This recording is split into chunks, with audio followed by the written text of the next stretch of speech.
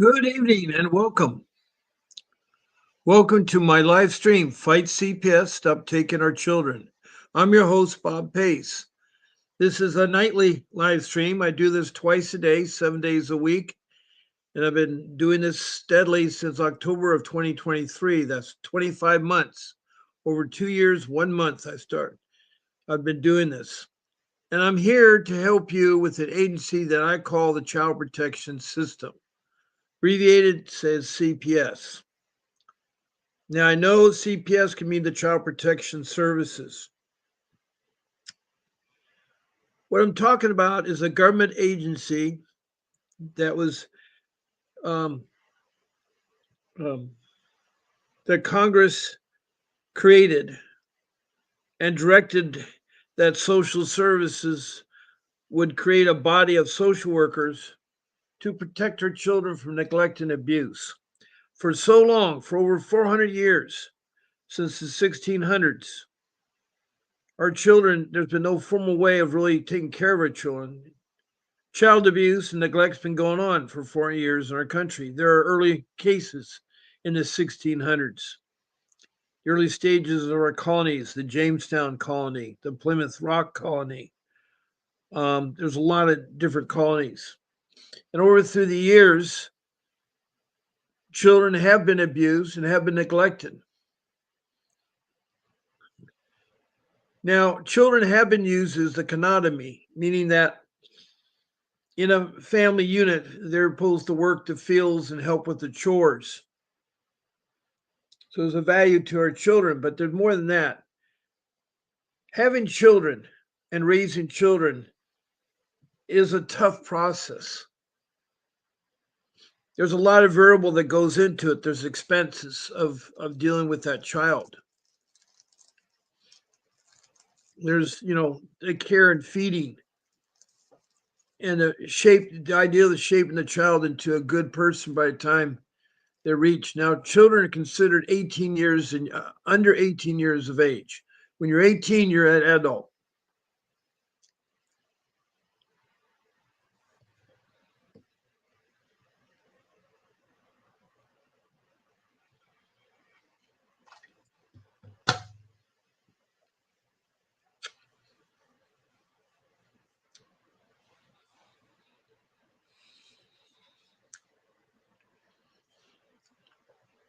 So this child protection system, in fact, we're more concerned about our animals. We had the Humane Society long before we had protection of our children.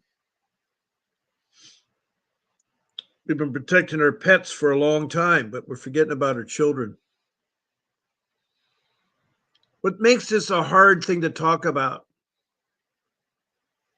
and a hard thing to deal with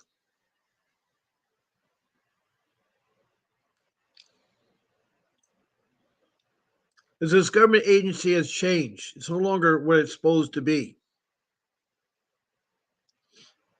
Not only is supposed to protect our children from neglect and abuse, they're supposed to do what's called family reunification. Whereas if they need to break up a family and take the child out and temporarily put them in foster care because it was deemed unsafe for the child to be at home, but now they've gone, now it's typically they take a child no matter if they're safe or not safe. They want to right away have the child adopted because there's this incentive act that was passed in 97 by President Bill Clinton that said government would pay $35,000 for every child that was adopted in foster care. So there's a bonus for these CPS units to come up with. Now, this is a worldwide live stream because anywhere you got internet, you can get this live stream.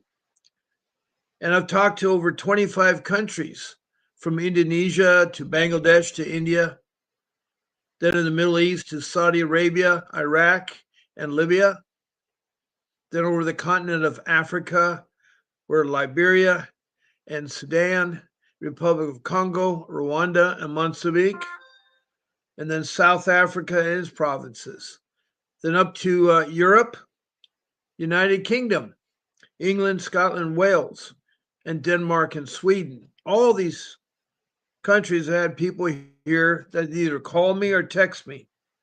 From a little mom in Leeds, England, to Leica in the northwest province of South Africa. It's tough. It's tough to be a parent. It's also tough when your children are wrongfully taken and you're wrongfully accused.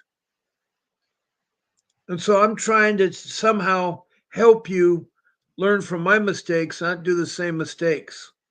I too was a victim of CPS, as well as 2,950 some people I've talked to.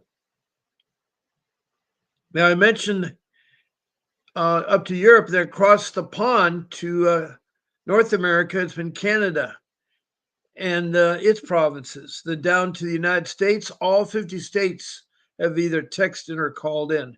In fact, I've even heard from Washington, D.C., which is not a state. Then south of border Mexico, then in Central America, further south, Belize. Belize was the newest country. And then in South America, north of Brazil on the east coast, is Grenada. And across the South Pacific, we have New Zealand, the land down under, Australia, and states. So it's well diversified of people. And so what I'm here is to help you not make the same mistakes that I had done or all these other people had done. I learned a lot from these people. I'm a loving father and a husband with 43 years of marriage experience and 61 years of working. Lots of life skills that I've picked up that I could help you out with. Also, I too was a victim of CPS where my children were stolen. It was really tough, really tough. Now, if you want legal advice, I have an attorney. His name is Vincent W. Davis. His picture is on the upper right hand corner of my screen that you're looking at. And his number is there right now, the bottom half of the screen on the right, 888-888-6582. All you have to do is call into the offices and speak to reception.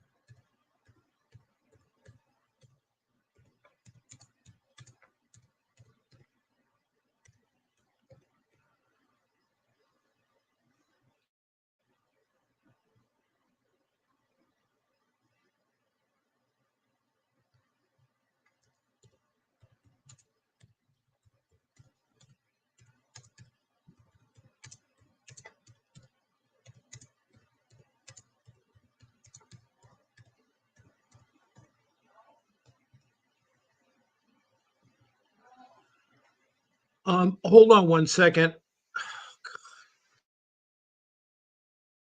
Show.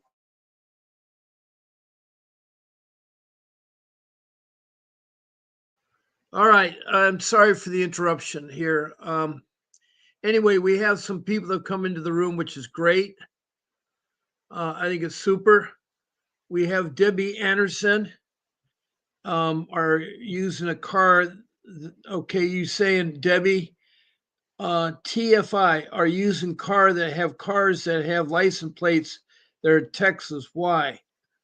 I have no idea what that's got to do with CPS. Debbie, are you from Texas? You're saying TFI are using cars that have license plates. All cars are required to have license plates. Hello, Estefany Mendoza. Hi again. I remember you from this morning. We never found out where you're from, and I never got to talk to you further. Is there an email I can send something to talk about my situation? Well, I prefer either you could call or text me what you want. Now, I'm going to put my texting banner up there. Those are directions of how to text something to you in this room. So, if you could text me what you wanted to talk about, or if you wanted to call in, and I'll put my number up here shortly. Hello, Kathy Doyle. You're from Cincinnati, Ohio. I remember that. You were talking to me last night, and I'm glad that you are going to be able to call in. That would be great. I'd love to hear from you. Make sure my phone number is set up to take your call.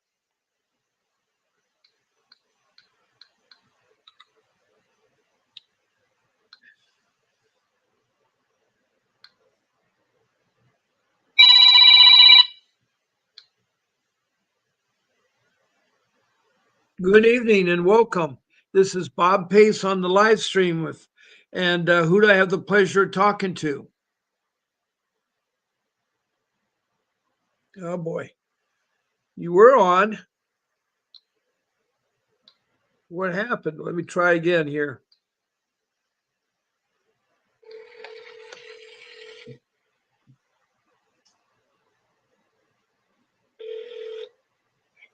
Hello?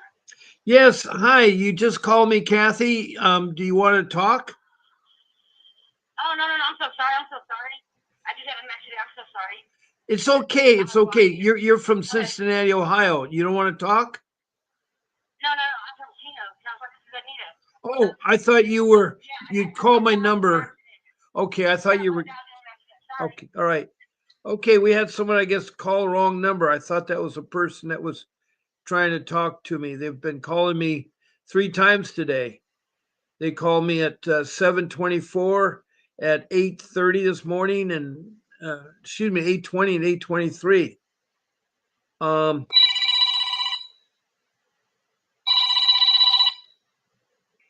okay, this is Bob Pace, and welcome to my live stream. Who do I have the pleasure of talking to? Okay, you need to turn me down.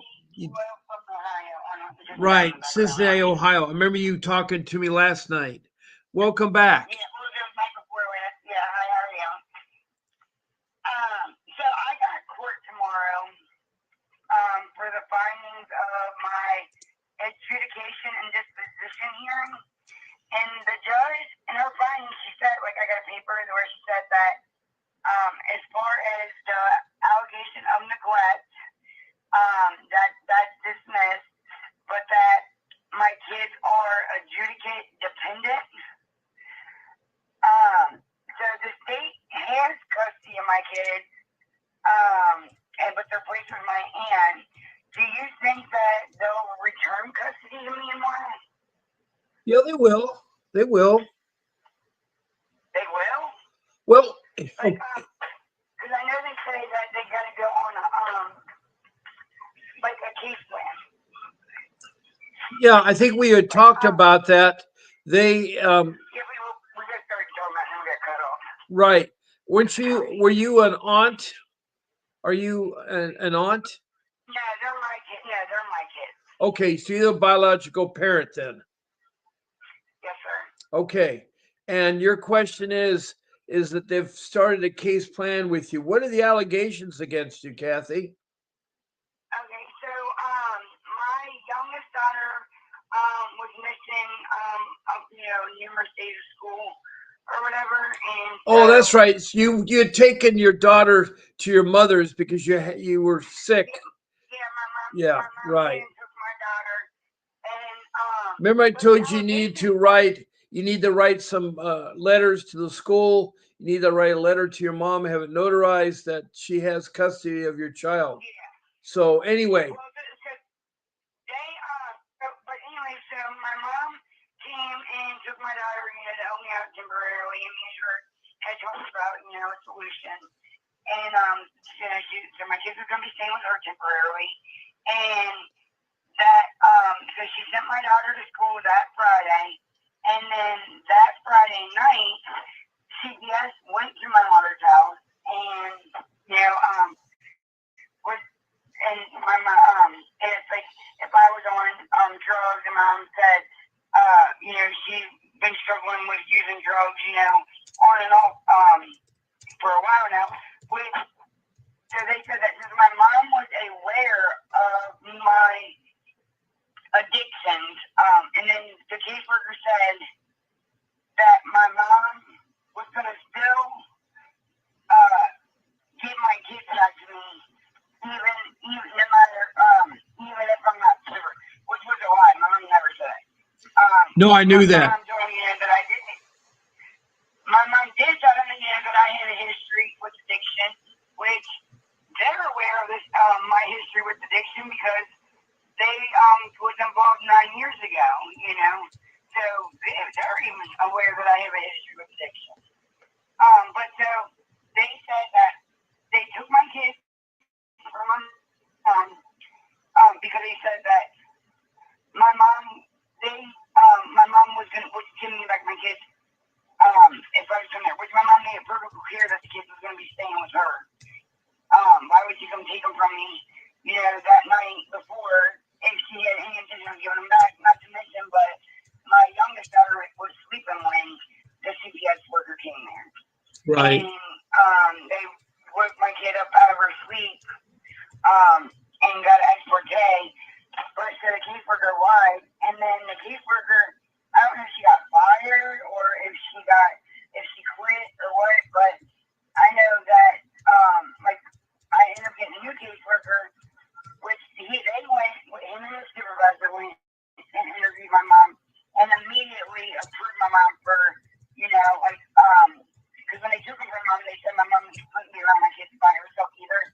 But then when the new worker and the supervisor interviewed my mom, they approved her to be a supervisor, to be able to supervise me around my kids, even though they were police on my hand, but they was allowed to go back and forth to my mom if they wanted to. You get what I'm saying?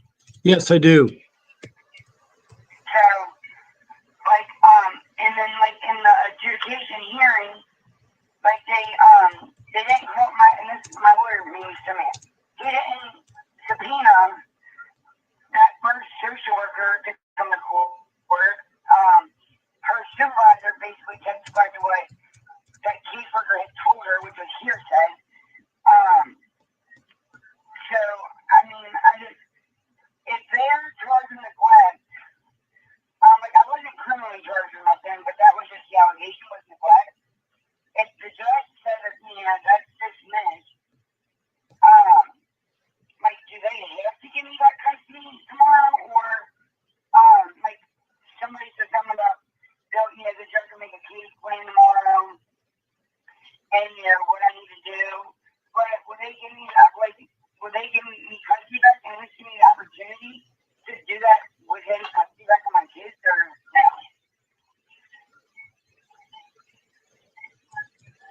Well, it's all up to the social worker. See, they control your life. Yeah, just tell me.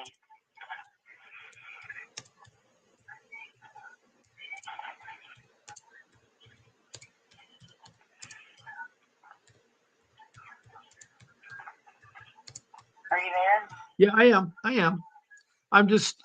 I have other people that text to and talk to while I'm in the room. Oh yeah. Because I have a person named Debbie that has been talking about license plates. That TFI is CPS. I never knew that. What's TFI? I have no idea. She says she has pictures of the license plates that TFI is CPS. So, and I don't know where Debbie Anderson's from. She's from somewhere. What is it? Said something about Texas. Why is it something about Texas? I've seen that That's online. right. She's probably from Texas. That's right.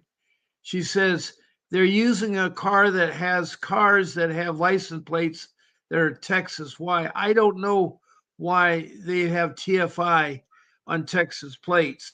I don't know. I never heard of such a thing, Debbie. That is unusual. Anyway, um, um, we have not only Kathy, we had Debbie Anderson from Texas, and then we have Estefany Mendoza from somewhere. I don't know where Effie is from there. But your case is really kind of hard. I know it is.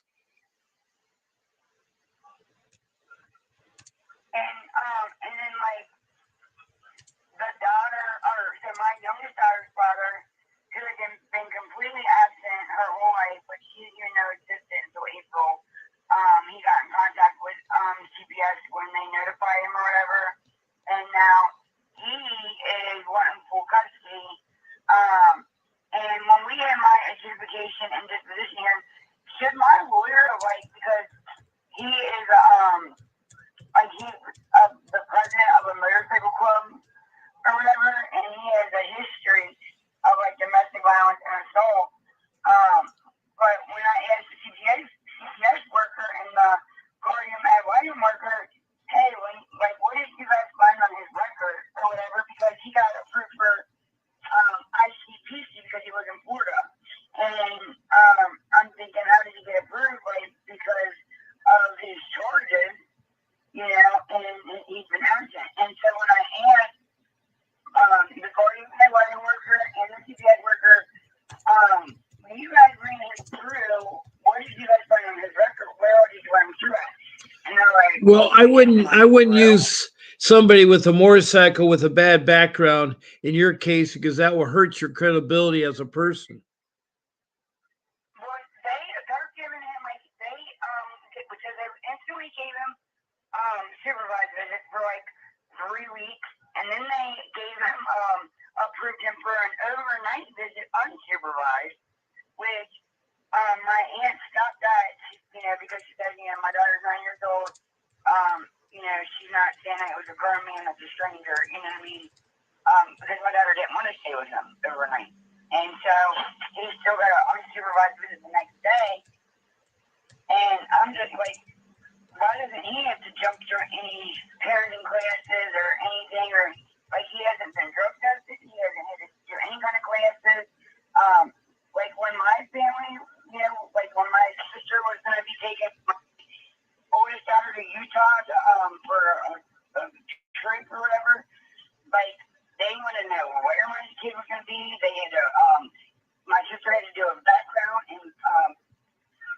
check and get fingerprints. Like everybody, my mom told me to get fingerprints and get a background check. But yet, and what's crazy is he lives in Florida. Okay, we live in Ohio. Okay, yeah, he got ICPC approved for Florida, but he takes my kids to Kentucky for his visit, and nobody has the background checked or fingerprinted or any of that. And he hasn't been ICPC approved in Kentucky. Wait a minute. Is he working for the ICPC? So he applied. So he's a veteran or whatever. He applied for the expedited ICPC. So he works for the ICPC. They may have already done a background check on him. But when I asked, but who does the back? Well, his ICPC got approved. But when I asked my caseworker and when I asked the guardian ad litem worker, who's supposed to be a voice for my kids, I said, hey, what did you guys find on his record? Because I know there's like it's violent stuff on his record. So I asked him, what did you guys find on his record? And ran through. And why don't you guys know? Don't you think that should be something you guys should know for, before turning my kid loose with them? You know what I mean? When my family, everybody that was going to be around my kids or taking my kids anywhere, they all had to be fingerprinted and background checked. But he hasn't. And none of whoever ever takes my kids, they ain't had to do nothing either. Yeah. That is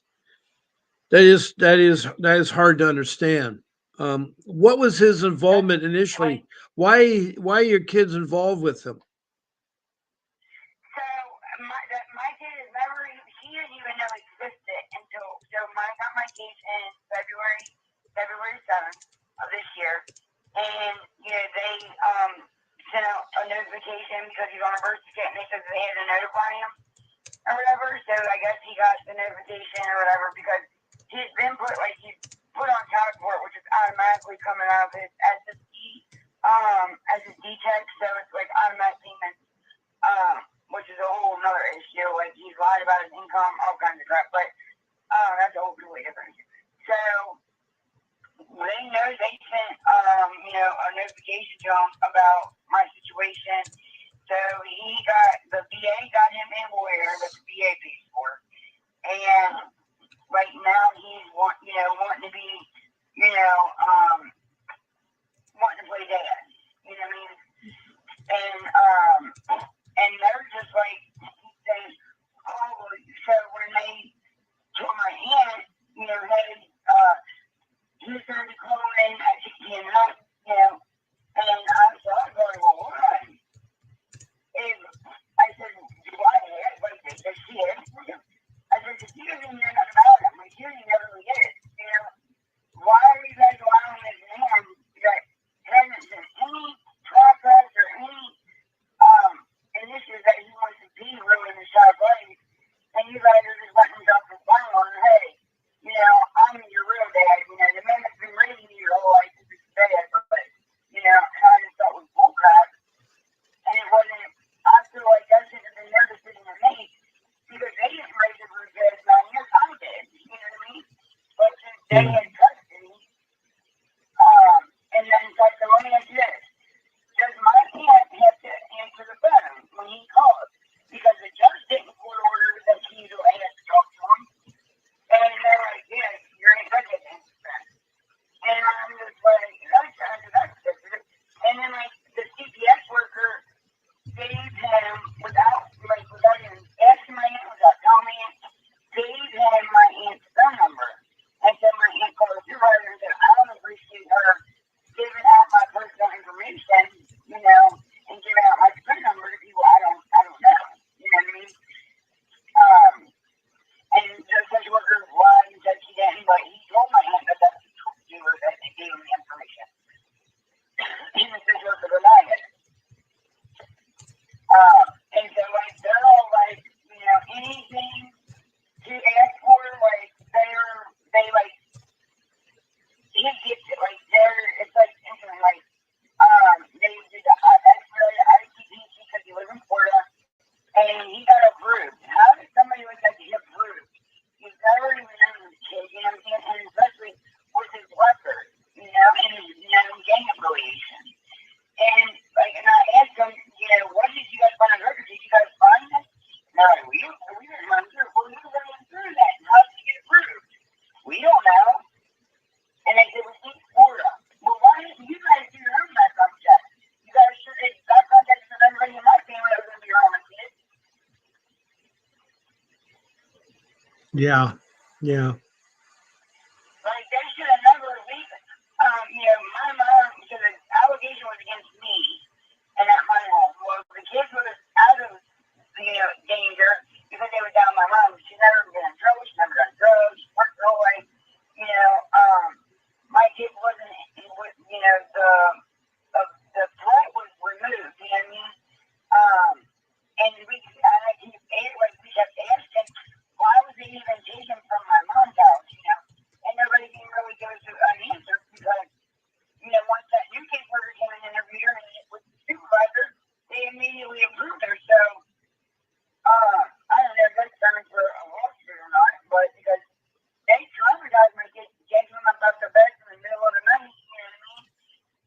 Yeah. for no reason. You know what I mean? And the lady didn't even come to my house. She said that she kept trying to call me. No, she didn't call me until after she had already taken my kids.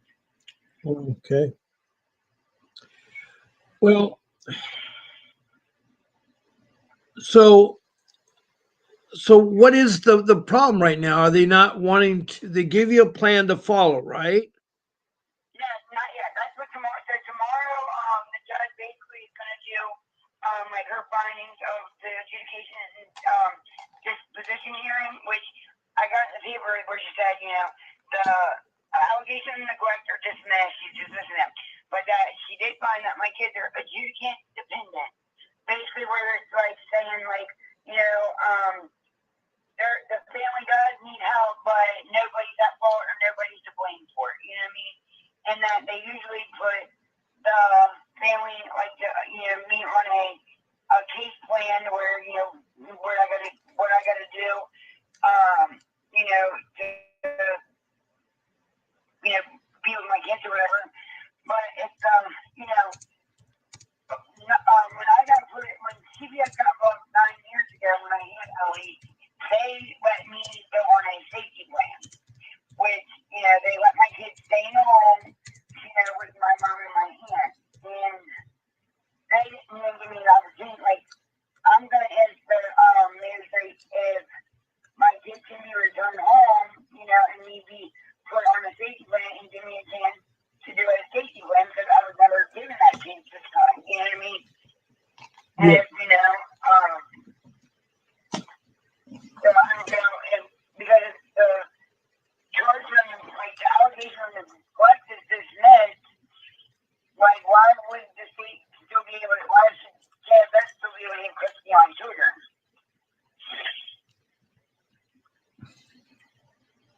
Well, the idea is that they're going to develop a safety plan that's going to reunify you with your children. Now, why is he seeing this man? What has this man got to do with the case? Her biological father. Is that who you're talking about? Yeah, so my youngest daughter's biological father, yeah, they got in contact with, he's never been around, they notify him, and now he wants to be, you know, wants to step up and be a dad now. Now, He's trying to make amends with his children. do you want him in your life? I mean, I think his, for example, like, when we didn't let him get to overnight visit, when me and my aunt blocked it, he took me back to court or whatever, trying to get me back in trouble with the magistrate, but the magistrate said, I never even approved the overnight visit, so, and I'm not going to approve an overnight visit to court in, you know, like 13, 14 days, she said, and so I'm not going to approve anything right now, you know, and, so then he got on, and that was on October 6th. Well, from October 6th, for like 2 weeks, he went MIA again. No, we didn't hear, and like he didn't contact, you know, I guess he thought maybe it wasn't worth the fight, you know, and was giving up, but, and like my daughter was calling him 5, 6, 7 times a day, you know, and he's sitting there declining her, and, you know, and that's what I told the caseworker. You know, this is why you guys put this in my child's head, you know, oh, this is your real dad, you know, and make her spend time with this man, okay? And, you know, she started developing, you know, a relationship with him, and, you know, he's got 2 other kids, so his other son is, like 4 months younger than my daughter. And then his daughter, one of his daughters is like, so I had Ellie. So me and this other girl ran to my show. I had Ellie in August. She had her son in February. Well, then she had another little girl the following year in March. But she got pregnant back to back. So, you know, he introduced her to these kids, her brother and sister, which he really clicked with the boy that is, you know, like they're like 3, 4 months apart. He really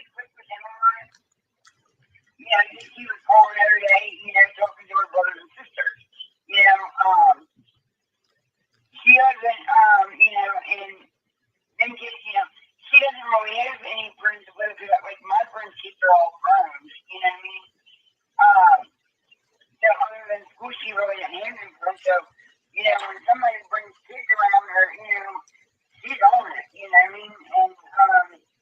And then, he goes there for a few weeks. And then he finally called her last week one time, and then he hasn't answered her since. And we got court tomorrow.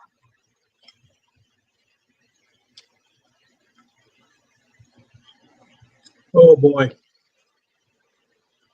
So what is it you want? What is your outcome that you want? That my kids be returned to me, and that he doesn't get that he can get visitation, not overnight visitation, but I wouldn't mind him, getting her for a few hours here and there on the weekends until. Well, what is your relationship? Were you guys once married? No. So he was just a boyfriend? Yeah. All right. Well, you're going to have to get the custody arrangements worked out to where he spends the time. What does he want, by the way? He wants full custody. Take my kid completely away from everything she knows down to Florida.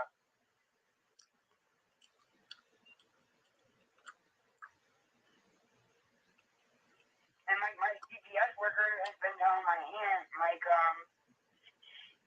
that, because I've been doing the places that they told me to do, but they never told me to do anything else. You know what I'm saying? And then my kids were like, well, we haven't seen much of a change, blah, blah, blah. What do you mean you haven't seen much change? Like, me and the CPS worker, we don't ever even interact really with each other because my aunt has my kids, and I don't go through them to see my kids. I go through my aunt. So I have little to no contact with my CPS worker. But, and then, he'll tell my family, for example, I just got a letter in the mail Friday from the supervisor saying that they've been attempting to contact me and haven't been successful, that I need to contact their supervisor within these days or whatever. Yada yada. Well, I haven't had no text messages from you guys. You guys gave my number. I haven't received no message from you guys, no phone calls from you guys, nothing. Like, they keep saying they trying to get on me, but they don't. Literally.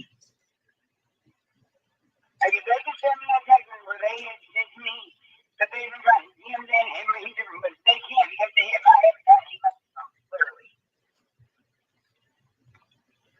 Like, I got a new phone. I made sure that they had it down to last court hearing. So, I'm sure they're going to probably try to say, oh, well, this is not real. No, I scripted you right on my new number. I got proof of nothing that's you know what I mean? Yeah. I was just wondering, if they'll give me a chance to be put on a safety plan tomorrow, if at all possible, and have my kids return home to me, and, my mom and aunt, alternate who comes and stays, temporarily come stay here, for the safety plan purposes, you know what I mean? Because my mom-in-law lives 2 streets over from me. My family's more than one, that's not an issue at all. But I just, my kids not being home has just been like a death sentence for me, literally. Yeah. Well, I forgot what was the allegation. They said that you were on drugs, is what they're accusing you of. Because my kids was missing, they said that they suspected I was on drugs. That's because they missed because you missed school. I mean, you're. Because my kid missed school, but the judge said the allegation of neglect is dismissed. Do you have that in writing? Yeah, the magistrate sent a paper to everybody or whatever of her findings for court, and it says that the allegation of neglect is dismissed, but that my children are adjudicant dependent, and I don't really know what that means exactly. Like, I know what the adjudicant dependent means, but I don't know what that means. Like, as far as, so if the allegation of neglect is dismissed, my kid should be able to come home. But hold on. And then what is hold on, let me see this word. Because it says both parties waived, it says, based on the aforementioned, the children are adjudicated dependent, the allegation of neglect is dismissed. The parties waived by certification and consented to the dispositional hearing be held immediately after the adjudicatory hearing. And it says findings of fact on disposition. Evidence was presented to the state with the following adjudication and disposition commenced. The matter is continued in progress. Parties believe the matter to be appropriately addressed remotely at the next setting. No other issues were presented to the court. The matter was set to the earliest available law party. Therefore, the decision of the magistrate is as follows. Based upon clear and convincing evidence presented, the stipulations entered, and it says both my daughter's names are adjudicated dependent. The allegation of neglect of both my daughters is dismissed. Those are all good things to hear. Since you don't have a real attorney to fight it, you want to go along with what. I got a public pretender, and like I said, I feel like he should have called that first social worker to the stand, because if he would have called her to the stand and all her lies, and I got her in a million lies, literally. I'm not even kidding. Like and my aunt, he should have had my mom testify, and he should have had my aunt testify to all the lies that she was, saying, because he would have shredded her whole credibility. You know what I mean? He would have demolished on the stand, because that's how bad it was. And I feel like he should at least had somebody look into her and why she's not with CPS anymore. Because I guarantee there's some dirt there if there was a dig.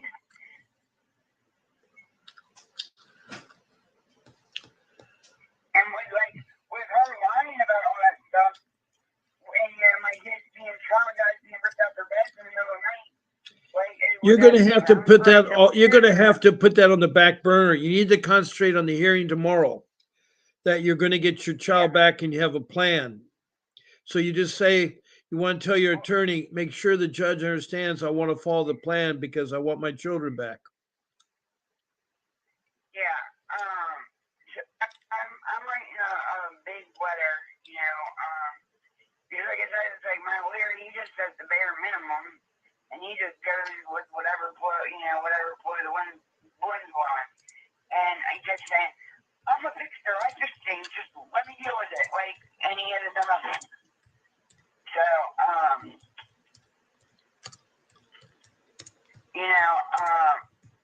which is the judge where he turned my kids tomorrow, I wouldn't even care about him being a lawyer, but if she's not going to return my kids tomorrow, then I definitely want to fire him and get a different lawyer, because why would she not return your kids tomorrow? Why would the kids not be returned to you tomorrow? Well, because they're saying that my kids are adjudicant dependent. So they're basically saying that, my kids have not been neglected, but however, there still is a crisis in the family, that the family doesn't help, but nobody's to blame for it, is what the adjudication is. Right. So, and with, my history of addiction, I don't expect them to just turn my kids loose to me, and give me custody, and then poof, they vanish. No, I don't think that's going to happen at all. But if they give me a chance to be put on a safety plan and, jump through whatever hoops they want me to, I definitely will, you know what I mean? But I don't think my kids should be out of my home for me to do that, you know what I mean? Especially being on a safety plan where another adult is present in the home with me at all times. I wouldn't be around my kids by myself, I would still be supervised. Why would you be still supervised? I'm confused by that statement.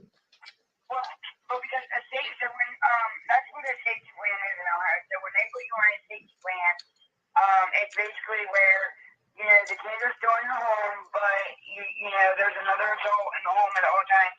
Like, I'm not DOM. Like, Well, how long is that? to be DOM.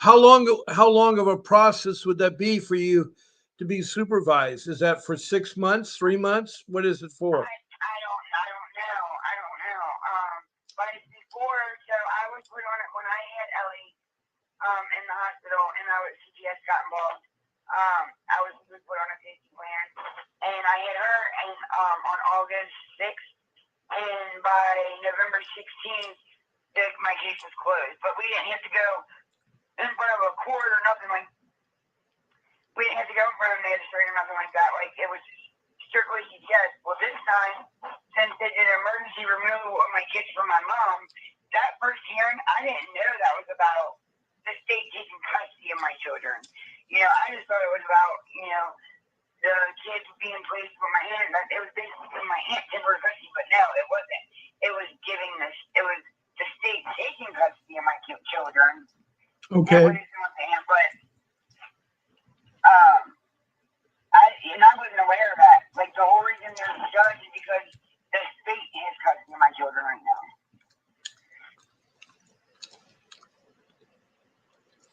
Which should never happen in the first place, because they was at my mother's. That the allegation was against me and my mom, and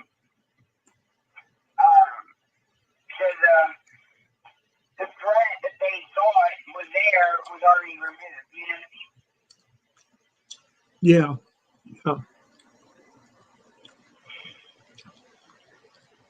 Are they paying the father any money for him watching your kids?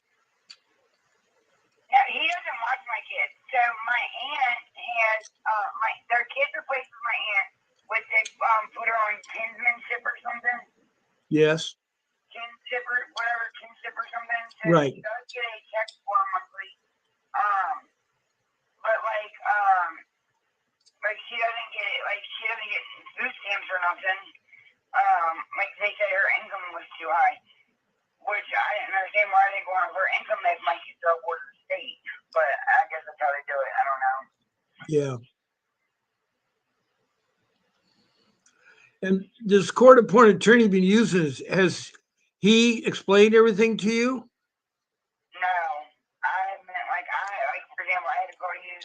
I think I called you last one to ask you what.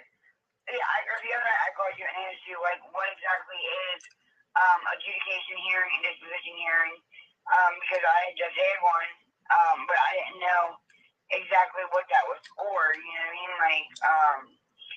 Or whatever. And then yesterday I got the paper, that same day is when I had got the paper mail. But I didn't even know, for example, that first hearing, I didn't know that was about the state taking custody of my kids, because on record, my lawyer didn't contest it, and I definitely would have contested it, before the state taking custody of my kids. I would have, had anybody in my family get custody before the state. Yeah, I agree. So,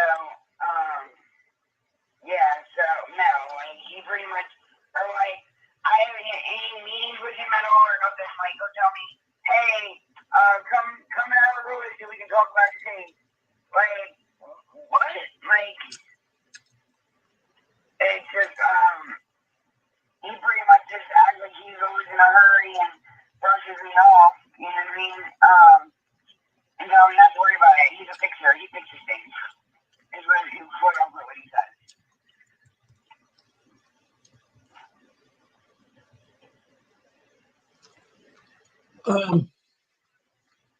Okay.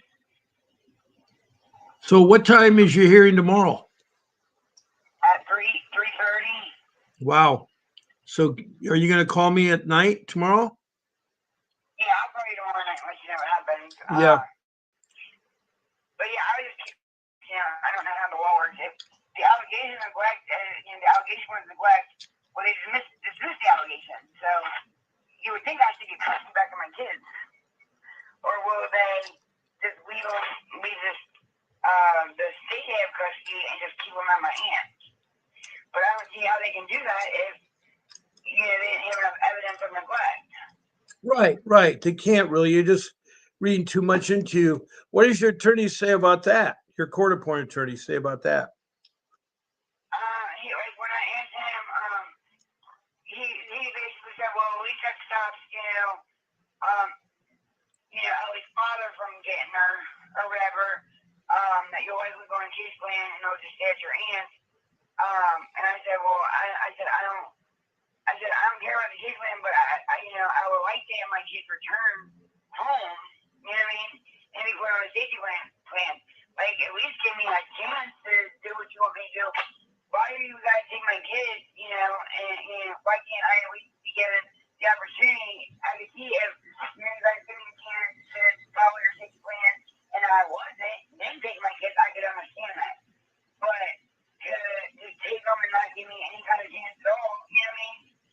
I don't know how they get away with that. Yeah, that is surprising how they're getting away with it. Seems like a lot of things in this case, but they're corrupt. So that's what you got to expect. Yeah.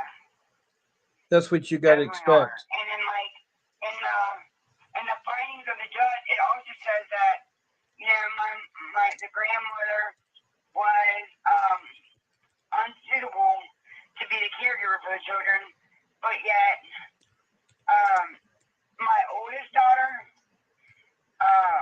she's been back staying at, so the kids are placed with my aunt, but her and my aunt was, but he's saying that my mom, he told my aunt that there's no way my mom can get custody right now of my kids, but yet, at the same time, he's letting my oldest daughter been living back at my mom's for the past 6-7 weeks, you know what I mean?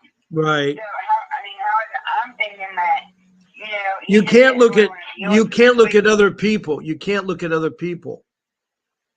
Well, I think he just didn't really want to deal with the situation that he don't really feel like my kids are in danger. So he just pretty much I don't think the judge knows that my oldest daughter is back at my mom's, but he knows. But I don't think the judge knows. And I think and he said to my aunt, because my aunt was saying, hey, I don't want to get in trouble by still getting a check for Jalen, with her not being here. And she was saying, she said, I don't want to be responsible. She doesn't go to school, blah, blah, blah. And he said, some of that he could get in trouble or whatever. So I'm guessing that the judge and them don't know my oldest daughter has been at my mom's the past 7 weeks. But, at the same time, he doesn't really see a threat. You know what I mean? My mom's not, he knows my mom's not a threat. But I don't, how can you say I'm not suitable to be caregiver, but yet you let my oldest daughter just stay there? Yeah, but that's the hardest thing. The rule, you can't always compare other things, So, I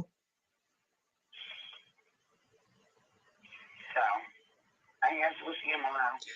Yeah, it's going to be okay.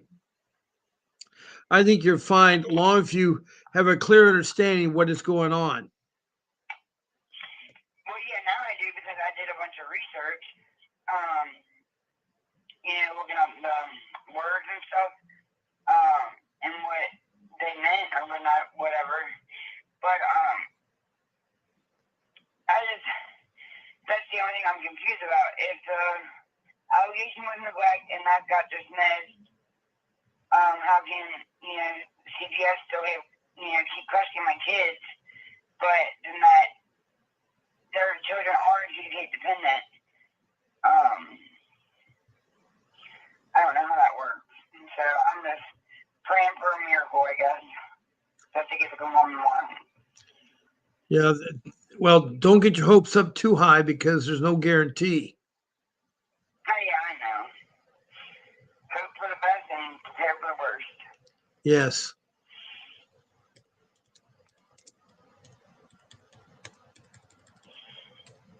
And then I'm sure my youngest daughter's father is going to try to fight it or whatnot, and so I don't know. Yeah, and the judge, said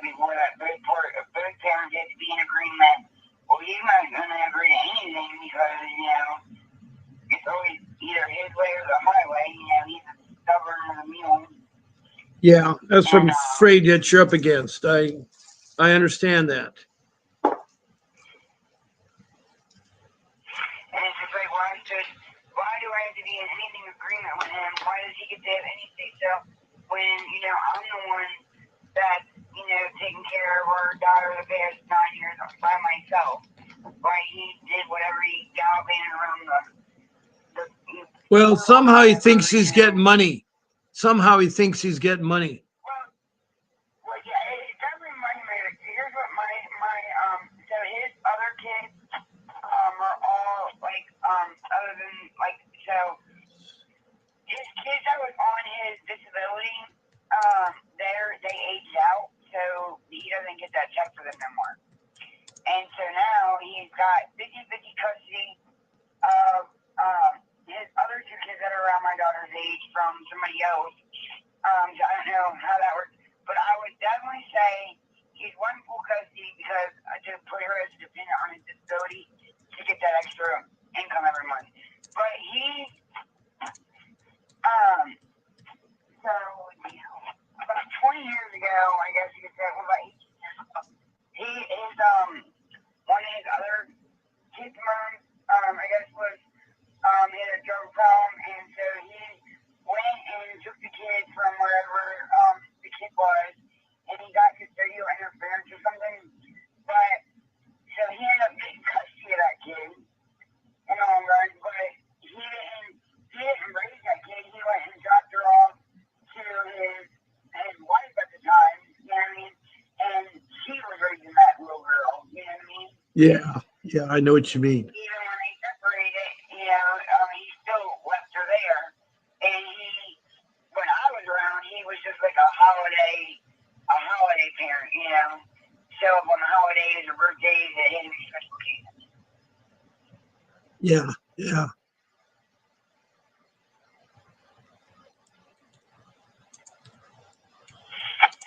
But claims now he's got his life together and Oh, wants to make things right with his children. I don't know why they're doing that, but Right. yeah. I just looked at the clock. I can't believe how much time's flown. It's 8 o'clock. It's after 8 o'clock. So I got to close But down I'll my check show back again. tomorrow. But I hope you call back tomorrow night and I'll update you guys. update me because I think it's so hard. I think all the prayers go out to you very much. Um, Yeah, thank you. very, very, very much there. This is Kathy Doyle from Cincinnati, Ohio, who has a case tomorrow trying to get her daughter back. And so I want to thank Kathy. We've also had Estani Mendoza about a license plate in Texas.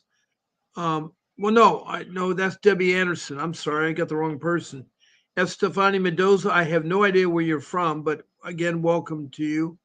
And Debbie Anderson's the one with the license plate in Texas that says CPS. It's TFI.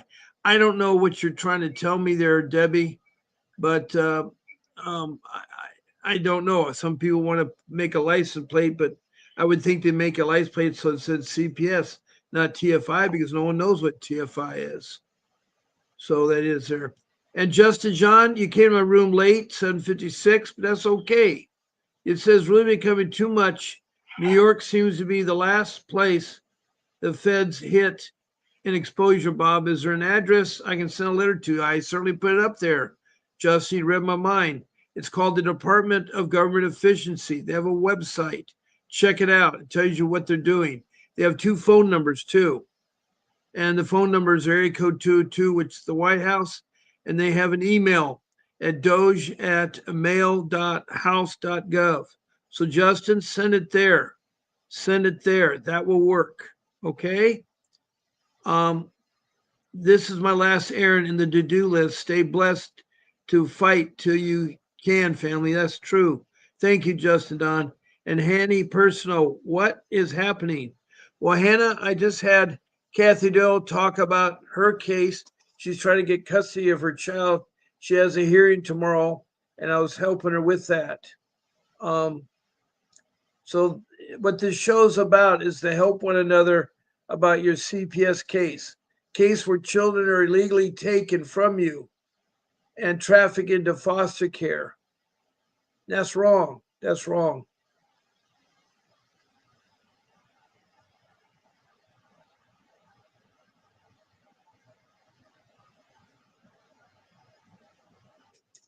But anyway, I want to thank all my people tonight for calling in. And we had quite a group here. We had Ohio and Texas. And I don't know where Justin Jim or Stefani Mendoza are from. And we had, as I say, a good discussion to help out Kathy Doyle. So, with this being said, I have an agency called Doge that's investigating CPS.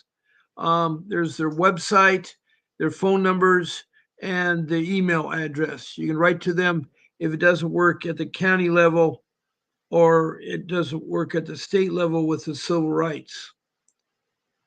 And so that's where you can go there too. So I'm going to sign off. I'll see you tomorrow morning at 10 a.m. in the morning, 10 a.m. in the morning. And I want you all, have a good night. There'll be a brief video right after I sign up that you can watch. And I hope to see you all tomorrow morning. God bless you all and keep fighting for your kids. This is Bob Page. A vivid picture is encrypted in your mind as the critics get in line like they're witnessing a crime. But then you notice there's a shiver in your spine from the feelings of discontentment and bitterness combined. Heartbroken when you listen to the judges, another kid's innocence corrupted. And if you go against it, it's destructive. Consider this predicament the toughest, but we believe in a system fit for justice. Child Protective Services only pretends to save it. The one solution for this is worthy of instant praises. 30 years of experience with relentless cases. Allow me to introduce them. This is Vincent Davis defending you when they don't think a mother fits the role. Is it juvenile dependency or government control? Observe the pain in their eyes. It's time for us to realize we are the last ones left. Put your faith in